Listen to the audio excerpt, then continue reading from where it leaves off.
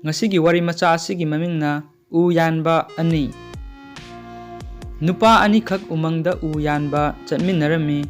Makhoi anigi maraktagi amana ayuktagi numidang wai phawba marakta chak chabagi ngaihak pothaba nattana u yalli.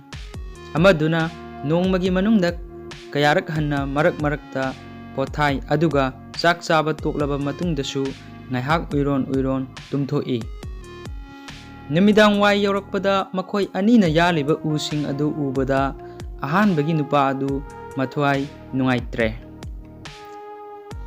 Mahakna ayuktagi numidang wai phawba sukpo pothadana yanba u adudagidi marakta potha yanba nupa aduna henna yanba ngamlamle.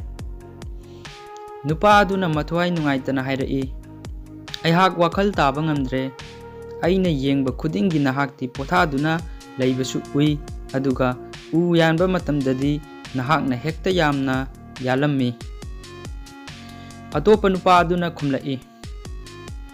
Nahak udre aina pothari ngai matamda aidi aigi singjang maya phenglibadudi. Thabak kanba ngaknasu kanade thabak tuda sijinnariba khuchu khulai adusu chap manana maru oi. Toina phengduna maya thauraba singjang aduna maya pangchallaba singjang adudagi u henna yanba ngamba haibasi masana tabani. Thabak ama tawbada changliba khulai adu khwaidagi phaba phibamda thamba tai.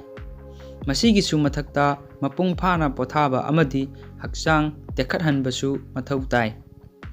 Masa tagat tekliba mina tawba thabakna masa choktharaba mi amana tawba thabaktagi henba haibasi masana tabani.